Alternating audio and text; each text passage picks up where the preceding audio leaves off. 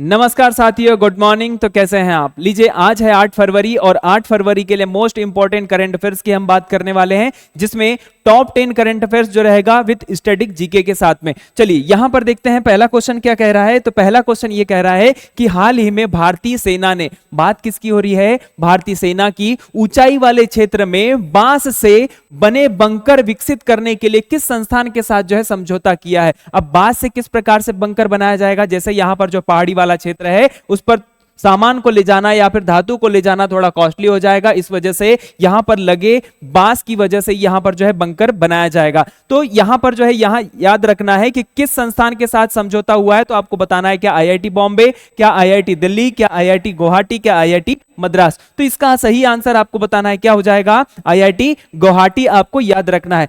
रही बात यहां पर जो है बांस की, अगर बात करेंगे तो बांस वही है। बांस क्या है? एक घास है, और घास में सबसे ऊंचा, अगर देखा जाए कि सबसे ऊंचा घास कौन सा है तो यही है बांस।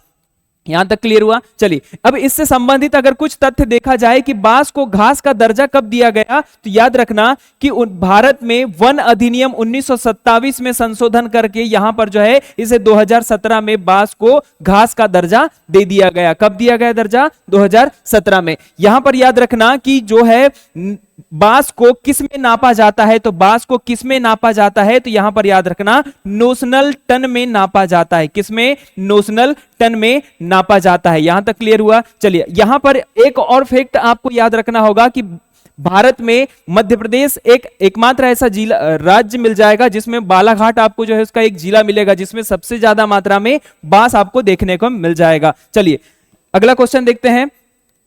भारत की पहली आर्टिफिशियल इंटेलिजेंस यूनिवर्सिटी किस राज्य में स्थापित की जाएगी? वेरी इंपॉर्टेंट क्वेश्चन है जो किसी भी एग्जाम में बार बार क्वेश्चन बनेगा। तो यहां पर याद रखना है कौन सा ऐसा राज्य है। तो आपको बताना है कर्नाटक है, महाराष्ट्र है, तमिलनाडु है या तेलंगाना है। तो यहां पर आपको बताना है इसका सही आंसर क्या हो जाएगा। आर्टिफिशियल इंटेलिजेंस की अगर बात करेंगे तो एआई पर आधारित जो है एक यूनिवर्सिटी संचालित की जाएगी। तो यहां पर इसका सही आंसर क्या याद रखना है? इसका सही आंसर जो मिल जाएगा, कौन सा मिल जाएगा? महाराष्ट्र। महाराष्ट्र में एआई से आधारित जो है एक यूनिवर्सिटी स्थापित की जाएगी, जिसमें आपको याद रखना है कि एआई के जनक की अगर बात करेंगे तो एआई का जनक किसे कहा जाता है? तो जॉन मैकार्थी को कहा जाता है। किसे? जॉन मैकार्थी को कहा जाता है। चलिए, तो इस प्रकार से इसका सही आंसर क्या याद रखना है आपको? महाराष्ट्र याद रखना है। अगला क्वेश्चन देखते हैं।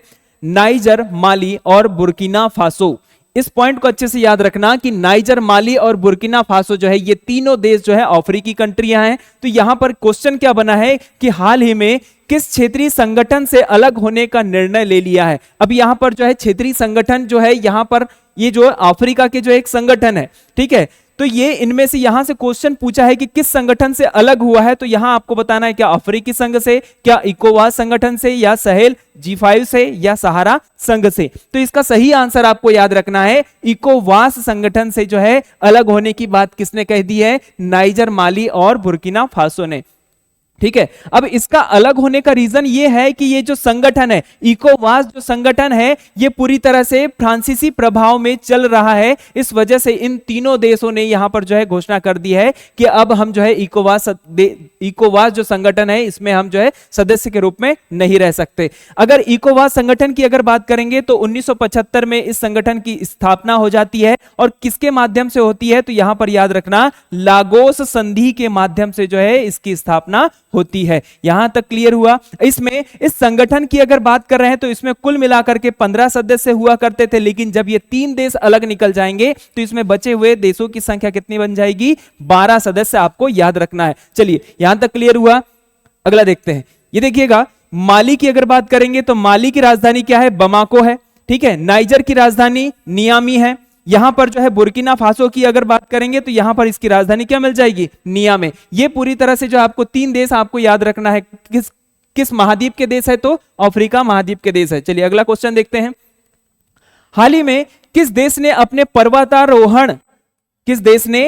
पर्वतारोहण नियमों में संशोधन किया है? क्या भारत ने किया है, भूटान ने किया है, या नेपाल ने किया है, या चीन ने किया है? तो इसमें से चारों ऑप्शन में से आपको बताना है आंसर क्या होगा। तो यहां याद रखना है नेपाल एक ऐसा देश बन चुका है जिसने पर्वतारोहण नियमों में क्या किया है? संशोधन किया है। और यह पर्वतारोहण अधिनियमों में संशोधन कितनी बार किया है? तो 6वीं बार किया है। याद रखना इसमें 6वीं बार इसने संशोधन किया है और यहां पर संशोधन के माध्यम से यह किया है कि अगर कोई भी व्यक्ति जो है 8,000 मीटर से ऊंचाई पर जो अगर कोई माउंट एवरेस्ट पर जा रहा है या फिर 8,000 मीटर से ऊंची अगर चोटियों पर जा रहा है तो वह अकेला नहीं जाएगा। याद रखना अकेला जाएगा क्या, नहीं जाएगा। तो इसमें आपको याद रखना है या तो वह किसी दल के साथ जाएगा या तो जो है 2 व्यक्तियों के साथ जाएगा। तो इस पॉइंट को अच्छे से याद रखना है, ठीक है। तो किस देश ने संशोधन किया है, तो नेपाल ने किया है, इसका याद रखना, ठीक है। भारत की राजधानी की अगर बात करेंगे तो नई दिल्ली, भूटान की राजधानी थिम्पू, नेपाल की राजधानी काठमांडू, चीन की राजधानी बीजिंग। आपको इस पॉइंट को अच्छे से याद रखना है, ठीक है।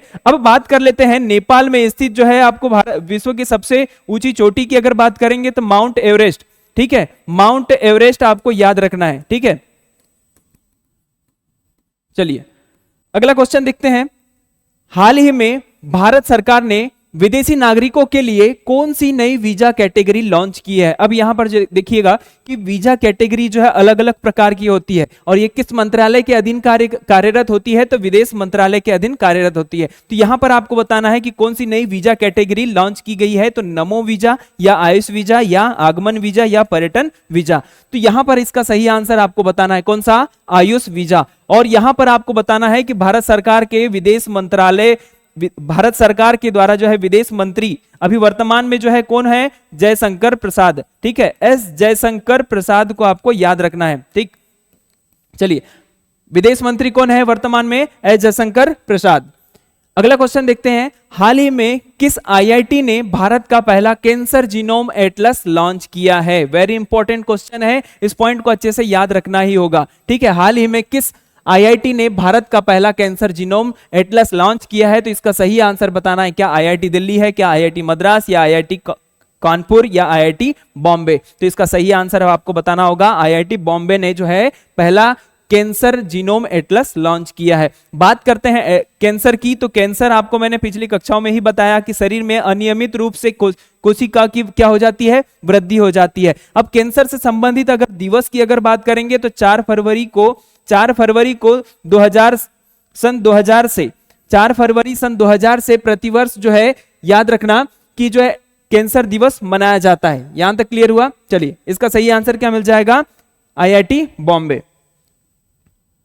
अगला क्वेश्चन है, हाल ही में किस राज्य सरकार ने देसी गायों को राजमाता गौमाता घोषित किया है। वेरी इंपॉर्टेंट क्वेश्चन है, ये हर एग्जामों में क्वेश्चन पूछने की संभावना इससे ज्यादा बनी है, ठीक है। इस पॉइंट को आपको जो है रटना नहीं है, इसको याद रखना है। तो यहां याद रखने वाली बात यह है कि इसका सही आंसर क्या होगा कि राजमाता या गौमाता घोषित किया है किस राज्य ने, झारखंड ने, बिहार ने, महाराष्ट्र ने या फिर कर्नाटक ने। तो इसका सही आंसर आपको बताना होगा, वह राज्य कौन सा है, महाराष्ट्र है। अब वेरी इंपॉर्टेंट इसलिए हो जाता है क्योंकि यहां पर जो है देसी गायों को पालने के लिए जो है यहां पर एक योजना शुरू की है, जिसमें योजना के माध्यम से जो है प्रति व्यक्ति को प्रति गाय के अनुसार जो है यहां पर जो है 50 रुपए प्रतिदिन के हिसाब से यहां पर जो है उसको जो है सब्सिडी दे दी जाएगी। याद रखना, ठीक है, 50 रुपए यहां जो है प्रतिदिन के हिसाब से दिया जाएगा, ठीक। चलो अगला क्वेश्चन देखते हैं।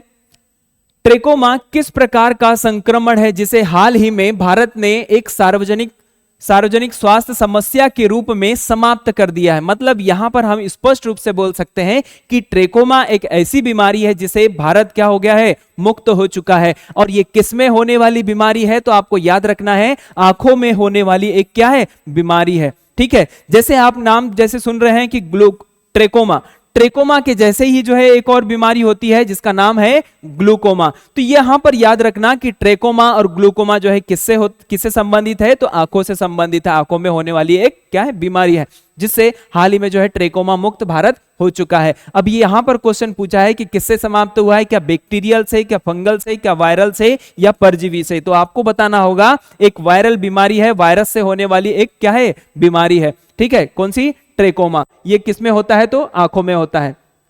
चलिए अब यहां पर जो है इसको जो है ट्रेकोमा मुक्त जो है भारत को कर तो दिया है, लेकिन इसे किसने किया है तो आपको बताना होगा किसके द्वारा, WHO के द्वारा जो है यहां पर जो है प्रमाणित कर दिया गया है कि भारत जो है पूरी तरह से ट्रेकोमा मुक्त हो चुका है। अब यहां पर आपको बताना होगा कि WHO की स्थापना कब हो जाती है, तो 7 अप्रैल 1948 को इसकी स्थापना हो जाती है। याद रखना इस पॉइंट को कि WHO की स्थापना कब होती है, 7 अप्रैल 1948 में। ठीक है, यहां पर इसकी अगर स्थापना मुख्यालय की अगर बात करेंगे तो इसका मुख्यालय जो है कहां पर मिल जाएगा, जेनेवा। और जेनेवा कहां पर है, तो स्विट्जरलैंड में आपको मिल जाएगा। ठीक है, अगर स्विट्जरलैंड की राजधानी की अगर बात की जाए तो स्विट्जरलैंड की राजधानी क्या है, बर्न, आपको याद रखना है। ठीक है, यहां तक क्लियर हुआ। ठीक है, बर्न आपको इसकी राजधानी के रूप में आपको याद रखना है। चलो यहां तक क्लियर हुआ। इसके बाद में इसके प्रमुख की अगर बात करेंगे तो इसके वर्तमान में प्रमुख जो है WHO के एदानेम गेब्रेयस टेड्रोस के नाम से आपको इसको याद रखना है। चलिए अगला क्वेश्चन देखते हैं।